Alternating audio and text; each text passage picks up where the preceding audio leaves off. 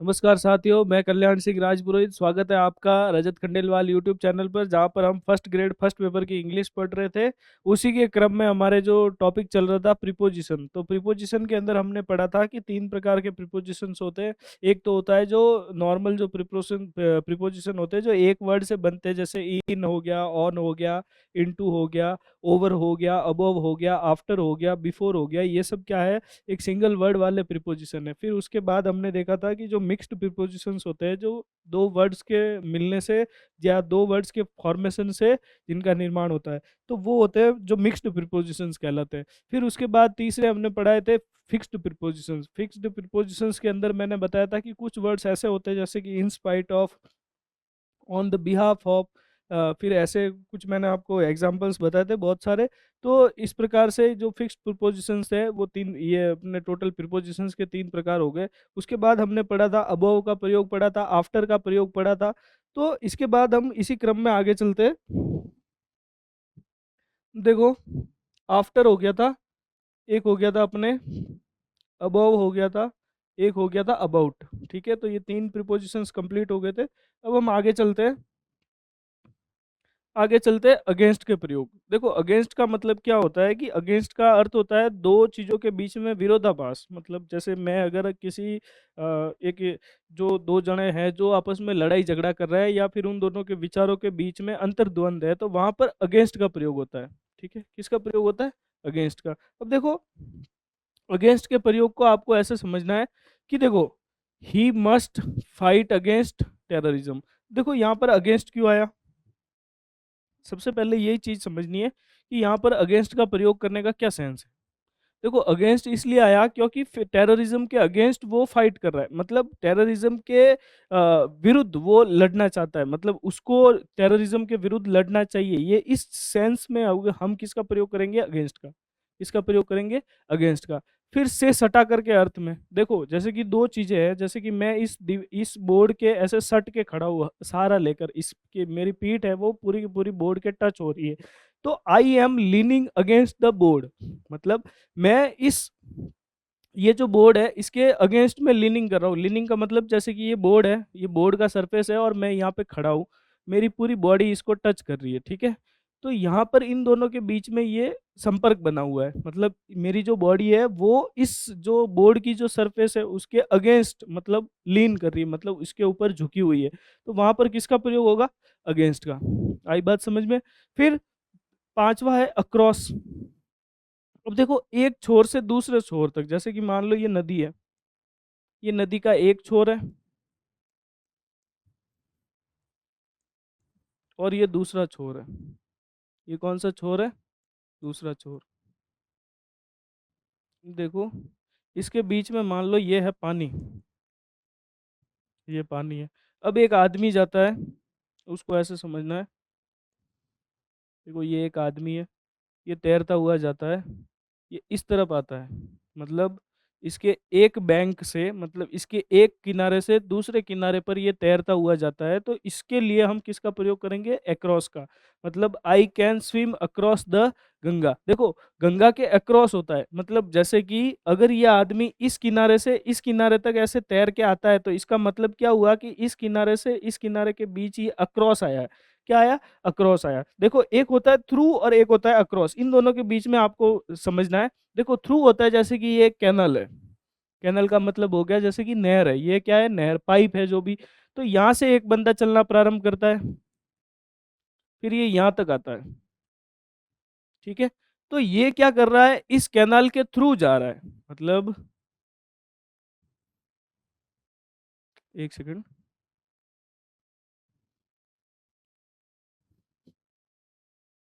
इसको ऐसे समझेंगे, ये इसके तो जा रहा है थ्रू, मतलब इसके बीच में से होके ये यहाँ तक इसके दूसरे किनारे तक जा रहा है चल के, तो इसका मतलब हो गया कि ये इसके जो पाइप है इसके थ्रू होके जा रहा है। और दूसरा क्या होता है, जैसे कि ये गंगा है, ये नदी है, इसके इस किनारे से यहाँ तक ये तैरता हुआ जा रहा है। कैसे जा रहा है? तैरता हुआ। ये आदमी है मान लो, ठीक है, ये यहाँ से यहाँ तक तैरता हुआ आ गया दूसरे किनारे पर। ठीक है, तो यहाँ से यहाँ तक इसका जो इधर वाला छोर था, यहाँ से ये यहाँ तक आया, तो इसने क्या किया, नदी के ऊपर ऊपर तैरता हुआ ये यहाँ तक आ गया। मतलब ऐसा तो है नहीं कि नदी के अंदर एक ऐसा पाइप लगा हुआ है, उस पाइप के अंदर अंदर होके ये यहाँ तक आ गया, नहीं, ऐसा तो हो नहीं सकता। ये नदी के ऊपर ऊपर तैरता हुआ यहाँ तक आ गया, तो ये I can swim across the river, मतलब रिवर के हमेशा ऊपर चलेगा। और जो जैसे कि ये गुफा है, जैसे कि अगर ये केव होती, तो ही रैन थ्रू द केव या फिर कैनल। मतलब दोनों चीजें सही है कि जब हम इसकी बात करते हैं अक्रॉस की, तो अक्रॉस का मतलब होता है नदी के एक छोर से दूसरे छोर तक तैरते हुए जाना, उसके ऊपर ऊपर। और थ्रू का मतलब होता है कि इसके बीच से होकर जाना। मतलब ये जो एक पाइप है या फिर एक जो कैनाल है या गुफा है, उसके एक छोर से दूसरे छोर तक गुफा के अंदर होके जाना क्या कहलाता है, थ्रू। तब हम किसका प्रयोग करते हैं, थ्रू का। ठीक है, तो ये चीज आपको समझनी है, थ्रू और अक्रॉस का जो भी है। फिर देखो, किसी स्थान के प्रत्येक हिस्से में कोई चीज फैली हुई है, जैसे कि मान लो कि कोविड 19 की जो बीमारी थी, तो वो पूरे ऑल ओवर इंडिया में फैली हुई थी, मतलब पूरे भारत में फैल गई थी। तो उसके लिए हम क्या प्रयोग करेंगे, जैसे कि कोविड 19 स्प्रेड अक्रॉस इंडिया। मतलब पूरे के पूरे भारत में क्या फैल गई, जो कोविड 19 महामारी थी वो फैल गई। ठीक है, तो इसका मतलब क्या हुआ कि पूरी किसी स्थान के प्रत्येक हिस्से में अगर कोई बीमारी फैल जाती है या फिर कोई चीज फैल जाती है, या फिर कोई एक ऐसा त्योहार है जो पूरे के पूरे भारतवर्ष में मनाया जाता है, तो उसके लिए हम क्या प्रयोग करते हैं, एक्रॉस का। किसका प्रयोग करते हैं, एक्रॉस का। आई बात समझ में। फिर दूसरा आता है अलोंग का प्रयोग। देखो, ये मान लो एक रोड है, देखो अलोंग का प्रयोग कैसे होगा, जैसे कि ये एक रोड है, यहाँ पे एक आदमी खड़ा है। ठीक है, अब ये यहाँ से चलता हुआ जा रहा है, मतलब इसके किनारे किनारे एक साइड से चलता हुआ एक आदमी जा रहा है। ठीक है, ये आदमी जा रहा है, तो इसका मतलब क्या हुआ, देखो मैंने आपको बताया यहाँ पर।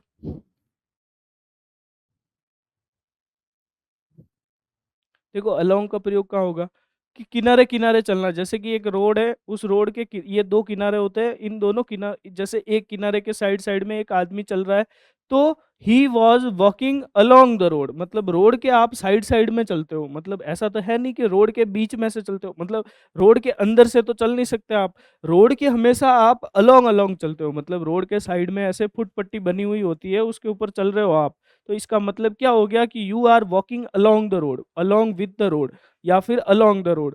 अलोंग के साथ विद का प्रयोग होता भी है और कहीं कहीं नहीं भी होता है, तो अलोंग प्लस विद कहाँ आता है कहाँ नहीं आता है ये भी मैं आपको बताऊंगा, लेकिन सबसे पहले आपको ये ध्यान रखना है कि अलोंग का प्रयोग किसके साथ होता है। ठीक है, फिर देखो अलोंग प्लस विद के साथ साथ साथ के अर्थ में भी प्रयोग होता है। कि देखो, देखो जैसे कि दो लोग जा रहे हैं इंग्लैंड, जैसे कि मैं, जैसे कि कल्याण एंड कल्याण, जैसे ऐसे देखो, Kalyan went to Dubai along with Kush. मतलब Kalyan went to Dubai along with Kush, मतलब कुश के साथ साथ कल्याण भी कहाँ गया, दुबई गया। तो यह के साथ साथ के अर्थ में हमने किसका प्रयोग किया, अलोंग विद का। अलोंग प्लस विद का मतलब क्या हो गया कि के साथ साथ, मतलब कल्याण के साथ साथ कुश भी कहाँ गया, दुबई चला गया। ठीक है, तो इस सेंस में हम किसका प्रयोग करेंगे, अलोंग प्लस विद का। ठीक है, आगे चलते हैं।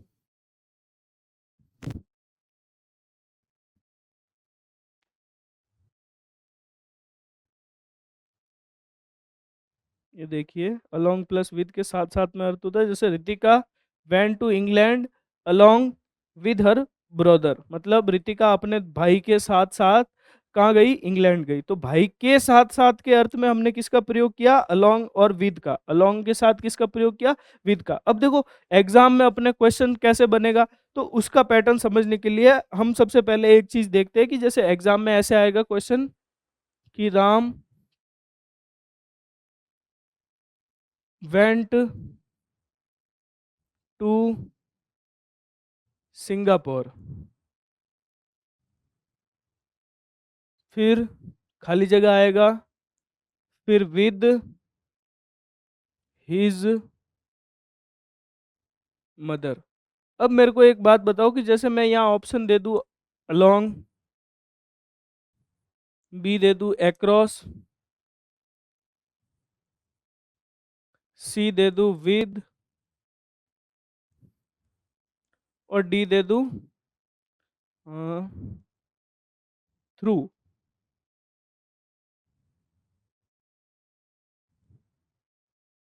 ठीक है, तो इसमें से अगर अपने को सही ऑप्शन बताना है तो बताइए इसमें क्या होगा। देखो मैंने अभी बताया था अलोंग के साथ विद का प्रयोग होता है, यहाँ पर विद दिया हुआ है तो यहाँ पर किसका प्रयोग करेंगे अपन, अलोंग का। तो ए ऑप्शन सही हो जाएगा।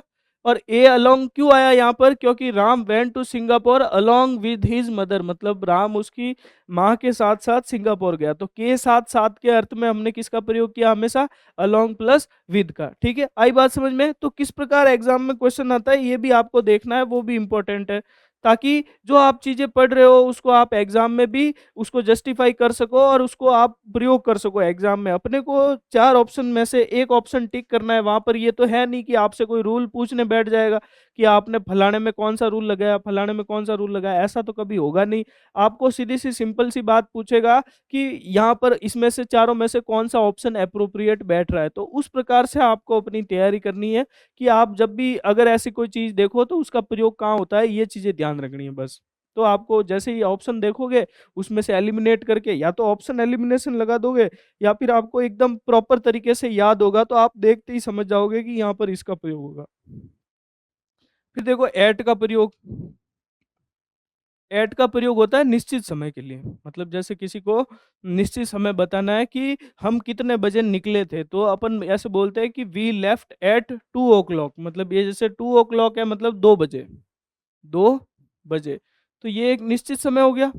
तो निश्चित समय बताने के लिए हमने किसका प्रयोग किया, एट का।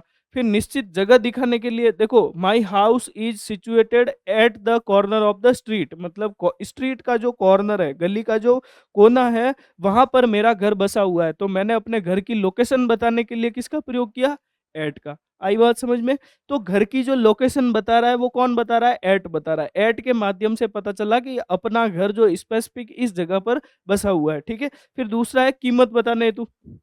देखो हमने जब ये आर्टिकल पढ़े थे तो उसमें मैंने आपको बताया था कि जो रेट बताने के लिए हम आर्टिकल का प्रयोग करते हैं। रेट बताने के लिए किसका प्रयोग करते हैं, आर्टिकल का, ए और ए एन का। अगर देखो स्वर की साउंड आ रही है तो अपन ए एन का प्रयोग करेंगे, और अगर व्यंजन की साउंड आ रही है तो ए का प्रयोग करेंगे। ये बात आप सब पहले से जानते हो। फिर देखो सुगर, ये टी नहीं है, यहाँ पे आर कर लेना।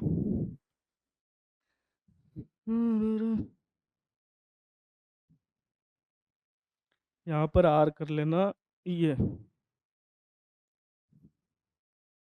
Sugar sells at 20 rupees a kilo. ये देखो ए आ गया, ये आपको देखो पिछले मैंने पढ़ाया था उसमें बताया था। और एट का प्रयोग ये इसकी रेट बताने के लिए कि 20 रुपीज अ किलो, मतलब 20 रुपए का 1 किलो, मतलब 20 रुपए की 1 किलो मिल रही है शक्कर। तो इसकी रेट बताने के लिए मैंने किस किस प्रिपोजिशन का प्रयोग किया, एट का।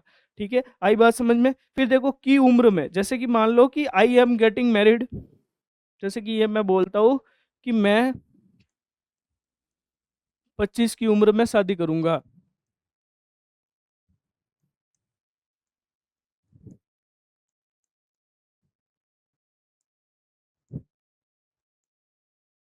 तो यहां पर मैं क्या लिखूंगा, आई विल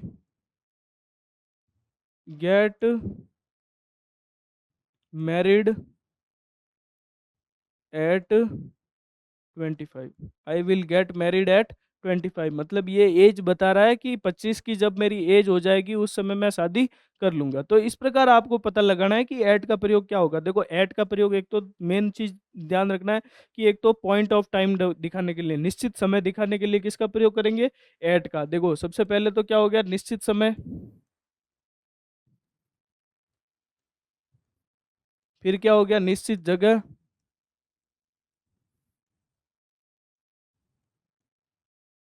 एक हो गया दर, और एक निश्चित उम्र। निश्चित उम्र, मतलब मैं ये कह रहा हूँ कि मैं 25 की एज तक शादी कर लूँगा, तो इसका मतलब ये हो गया I will get married eight 25। या फिर ऐसे दूसरा एग्ज़ाम्पल देखो कि I will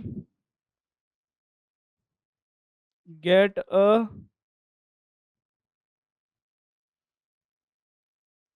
government job eight 23, मतलब मैं 23 की उम्र तक एक सरकारी नौकरी ले लूँगा। तो यहाँ पर एट का प्रयोग क्यों हुआ? क्योंकि ये 23 की उसकी उम्र बता रहा है, और ये उम्र कैसी है? एक निश्चित उम्र है, मतलब स्पेसिफिक टाइम बता रहा है कि 25 की एज से पहले-पहले वो एक नौकरी ले लेगा, या फिर 25 की उम्र में वो एक नौकरी ले लेगा। तो वहाँ पर किसका प्रयोग होगा? एट का, ठीक है? अपने को यहाँ पर ये कन्फ्यूज़ नहीं होना है कि सर वो सिंस और फॉर वाला वो अलग चीज़ है, ये अलग चीज़ है, यहाँ पर अलग है, वहाँ पर अलग है, ठीक है? तो ये ध्यान रखना है। फिर दूसरा आ गया बिटवीन, अमंग और अमंगस्ट। देखो बिटवीन का मतलब होता है जैसे कि ये दो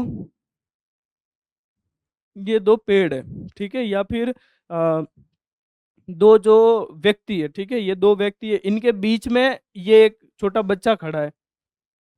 तो मैं क्या बोलूँगा कि the boy is standing between two man.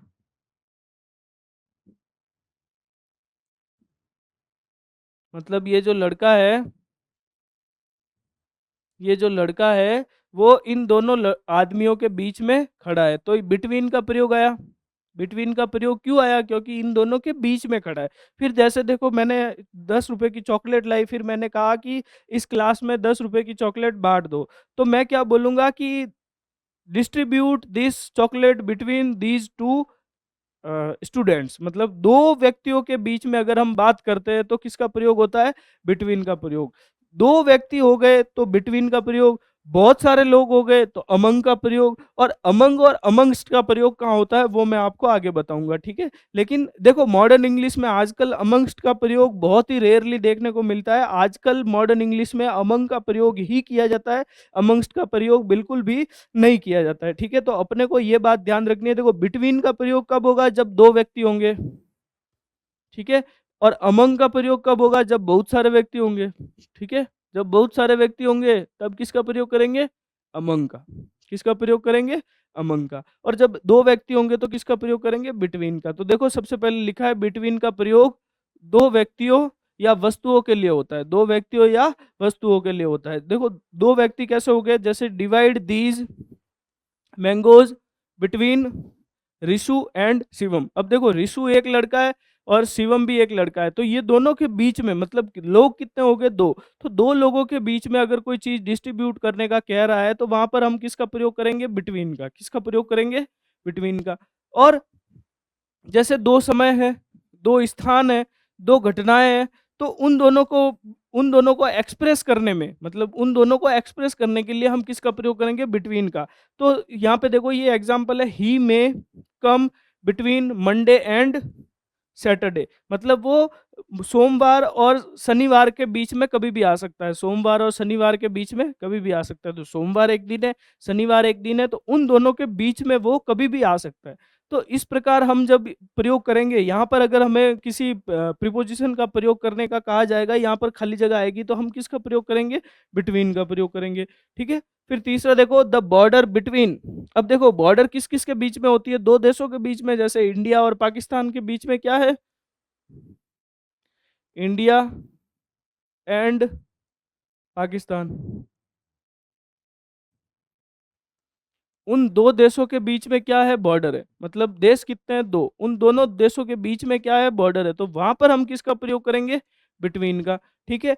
The border between India and Pakistan is sealed. मतलब दो देशों के बीच में क्या होती है? एक बाउंड्री होती है जिसको क्या बोलते हैं अपन? बॉर्डर। और उस बॉर्डर को डिफाइन करने के लिए हम किसका प्रयोग करेंगे? बिटवीन का।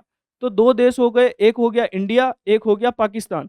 मतलब इन दोनों के बीच में अगर दो देशों की बात करें तो यहां पर किसका प्रयोग होगा? बिटवीन का। और अगर जैसे बहुत सारे देश हो गए, जैसे कि ऐसे बोलूं मैं कि द यूनाइटेड नेशंस डिस्ट्रीब्यूटेड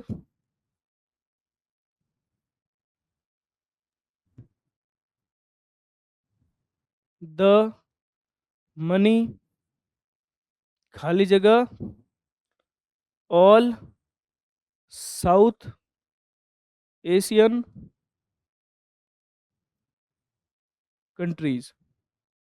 मतलब कि the United Nations distributed the money, और फिर खाली जगह है ऑल साउथ एशियन कंट्रीज। तो देखो यहाँ पर दो ऑप्शन होंगे, एक तो होगा बिटवीन, और एक मान लो आ गया अमंग। तो देखो मैंने पहले ही बता दिया है कि जब दो लोगों के बीच में डिस्ट्रीब्यूट करना हो तो किसका प्रयोग करेंगे, बिटवीन का। लेकिन अगर जब बहुत सारी चीजें होंगी, बहुत सारे लोग होंगे, तो वहां पर हम किसका प्रयोग करेंगे, अमंग का। तो किसका प्रयोग करेंगे, अमंग का। तो यहाँ पर बहुत सारे देश है, इसलिए हम किसका प्रयोग कर रहे हैं, अमंग का।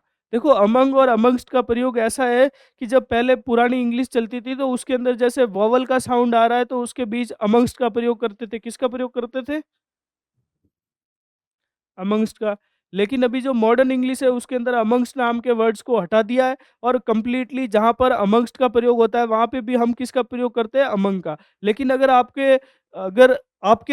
क्वेश्चन में, एग्जाम में अगर ऐसा क्वेश्चन आ जाए जिसके अंदर अमंगस्ट और बिटवीन और अमंग ये तीनों दिए दे दिए जाए, तो वहां पर आपको प्रेफरेंस जो देनी है वो अमंग को देनी है। किसको देनी है, अमंग को। क्योंकि प्रेजेंट टाइम में जितनी भी ग्रामर की बुक चलती है उसके उसके अंदर अमंगस्ट का और अमंग का प्रयोग कहाँ कहाँ होता है वो क्लियरली डिफाइन नहीं किया हुआ है, क्योंकि मॉडर्न इंग्लिश के अंदर हम अमंग को प्रायोरिटी देते हैं। ठीक है, आगे चलते हैं।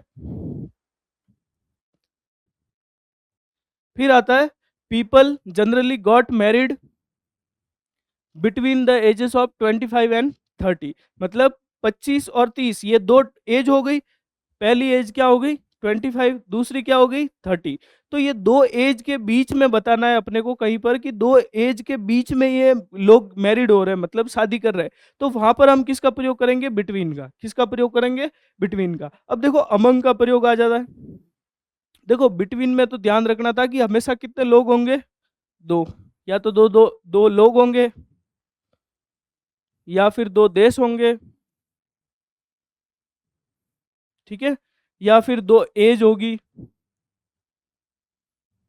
ठीक है, जहां पे भी दो चीजों के बीच में आए वहां पर हमेशा किसका प्रयोग करना है, बिटवीन का। जैसे कि दो देशों के बीच में बॉर्डर होती है तो वहां पर किसका प्रयोग होगा, बिटवीन। जैसे कि there is a border between India and China, there is a border between India and China. तो चाइना और इंडिया दो देश हो गए, और उन दोनों देशों के बीच में क्या बनी हुई है, एक बॉर्डर, सीमा रेखा बोलते हैं जिसको। जैसे कि अपन बांग्लादेश और इंडिया के बीच की बात करें तो there is a border between India and Bangladesh. तो आई बात आपको समझ में कि दो देशों के बीच की अगर बात करें अपन, तो दो देशों के बीच या फिर दो कंट्रीज के बीच या दो लोगों के बीच, तो वहां पर किसका प्रयोग होगा, बिटवीन का। किसका प्रयोग होगा, बिटवीन का। फिर आता है अमंग का प्रयोग। ठीक है, अमंग का प्रयोग कहाँ होगा, सराउंडेड बाय समबडी और समथिंग के सेंस में। देखो जैसे कि मान लो ये मेरा घर बना हुआ है, ठीक है,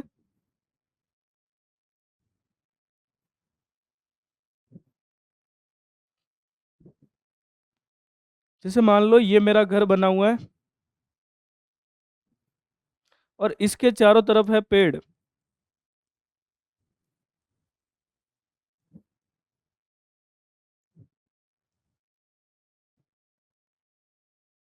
ठीक है, तो अमंग का प्रयोग कहाँ होगा कि सराउंडेड बाय समबडी और समथिंग के सेंस में। मतलब देखो मेरा जो घर है वो चारों तरफ किससे घिरा हुआ है, पेड़ों से। तो my house is among mango trees. मतलब अगर ये आसपास जो पेड़ है वो मैंगो के पेड़ है। कौन से पेड़ है, मैंगो ट्रीज है।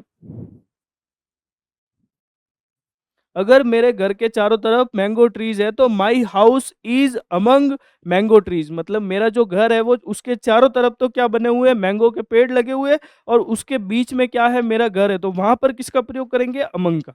वहां पर किसका प्रयोग करेंगे, अमंग का। और जैसे कि दो बिल्डिंग है, जैसे कि इस घर के इस तरफ एक बिल्डिंग है और इस तरफ एक बिल्डिंग है, तो my house is between two towers. मतलब जैसे कि बिल्डिंग बोल दो या फिर टावर बोल दो, कि जैसे कि ये दो बड़े बड़े टावर है और उनके बीच में अगर मेरा घर बना हुआ है, तो देखो यहाँ पर 2 का भाव आ गया, मतलब एक बिल्डिंग और ये एक हो गई दूसरी बिल्डिंग। तो इन दोनों बिल्डिंग के बीच में अगर मेरा घर बना हुआ है, तो मैं ऐसा कहूँगा कि my house is between 2 towers, my house is between 2 towers, towers A and tower B. So इस प्रकार आपको ध्यान रखना है। फिर अमंग का प्रयोग कहाँ होगा? जब ये चारों तरफ से घिरा हुआ होगा। जब चारों तरफ से घिरा हुआ होता है, तो वहां पर हम किसका प्रयोग करेंगे? अमंग का। किसका प्रयोग करेंगे? अमंग का। आगे चलते हैं।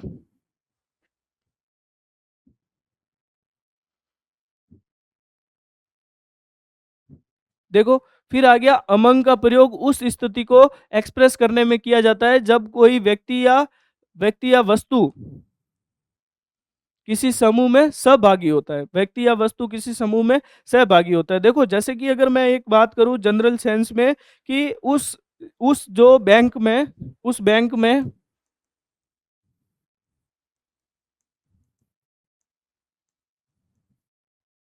उस बैंक में 5 लोगों ने चोरी की थी। 5 लोगों ने क्या की थी?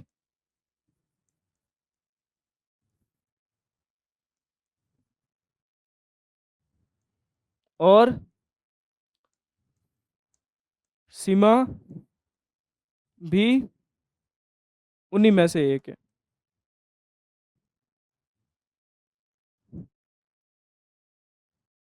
तो देखो, जब इसका इंग्लिश ट्रांसलेशन करेंगे तो हम किस प्रकार करेंगे कि that bank is looted by 5 girls and Seema is one among them. मतलब उस बैंक में 5 लड़कियों ने चोरी की थी, और सीमा है वो उन लोगों में से एक है। मतलब 5 का एक समूह है जो चोर है, और उन लोगों में से एक कौन है? सीमा है। तो वहां पर हम किसका प्रयोग करेंगे? अमंग का। आई बात समझ में? फिर देखो इसका एक और एग्जाम्पल, सी वाज, यहाँ पर वन लगा देना, one among the 5 girls sent to attend the seminars. She is she was one among the 5 girls sent to attend the seminar. मतलब वो एक लड़की थी जो 5 लड़कियां जो सेमिनार अटेंड करने गई थी उनमें से एक थी। तो वहां पर हमने किसका प्रयोग किया? अमंग का। किसका प्रयोग किया? अमंग का। ठीक है, यहां तक आपको समझ में आ गया होगा। फिर आता है देखो बिफोर का प्रयोग। देखो बिफोर का प्रयोग कब होता है? देखो, जैसे कि ये एक आदमी खड़ा है, मान लो ये एक जज है, और इसके सामने मैंने लाके एक प्रिजनर को खड़ा कर दिया, या फिर ये जो है दोषी है। ये कौन है? दोषी। और ये हो गया जज।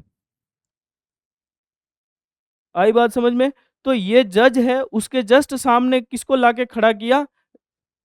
इस दोषी को। ठीक है, तो the accused was produced before the court. मतलब उस जो दोषी था उसको किसके आगे खड़ा किया गया? जो कोर्ट थी उसके आगे। तो कोर्ट के आगे के लिए अपने किस किस किस प्रीपोजिशन का प्रयोग किया? बिफोर का। किसका प्रयोग किया? बिफोर का।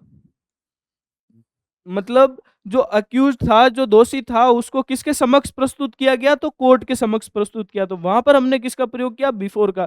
फिर देखो, फिर के पहले के सेंस में, जैसे Gandhi ji was born before Sardar Patel. मतलब गांधी जी ऐसे व्यक्ति थे जो सरदार पटेल से पहले पैदा हुए थे। गांधी जी वो व्यक्ति थे जो सरदार पटेल से पहले पैदा हुए थे। तो बोर्न बिफोर, तो हमने किसका प्रयोग कर लिया? बिफोर का। ठीक है, तो ये बात ध्यान रखनी है कि सरदार पटेल से पहले किसका जन्म हुआ था? गांधी जी का। ठीक है, आई बात समझ में? फिर देखो अधिक पसंद, जैसे कि अपने को 2 चीजें हैं, उन दोनों में से एक चीज बहुत ज्यादा पसंद है, तो हम उसको क्या रखते हैं? आगे रखते हैं, प्रायोरिटी देते हैं। जैसे कि आपको अगर 2 व्यक्तियों के साथ, मतलब जैसे कि आप 2 व्यक्तियों के साथ घूमने गए, तो आप उन दोनों में से जिसके साथ आपकी ज़्यादा अच्छी बनती है उसको प्रायोरिटी दोगे, उसके साथ घूमना अधिक पसंद करोगे, तो उसको आप अपनी प्रायोरिटी में आगे स्थान दोगे। क्या करोगे? आगे स्थान दोगे। तो देखो, I would choose death before dishonour. मतलब मैं एक ऐसा व्यक्ति हूँ जो डिसऑनर, मतलब जो असम्मान है, उससे पहले मैं क्या अपने को किसको आगे रखूंगा? मैं अपनी मृत्यु को अपने असम्मान से आगे रखूंगा। मतलब पहले मेरे को मौत आ जाए, लेकिन मेरा डिसऑनर है, मेरी जो आत्मसम्मान को हानि है वो ना हो। तो इस प्रकार ये क्या कहना चाहता है यहाँ पर कि death before dishonour, death before dishonour. तो यहाँ पर मतलब क्या हो गया कि डेथ को रख रहा है आगे और डिसऑनर को रख रहा है पीछे। मतलब अगर एक सीक्वेंस के हिसाब से बात करें तो डिसऑनर तो आएगा बाद में और डेथ आएगी पहले। मतलब मेरी मृत्यु पहले हो जाए लेकिन मेरा डिसऑनर है, मेरी जो अवज्ञा है या फिर मेरे सम्मान को जो ठेस पहुंच रही है वो नहीं होना चाहिए। ठीक है, आई बात समझ में?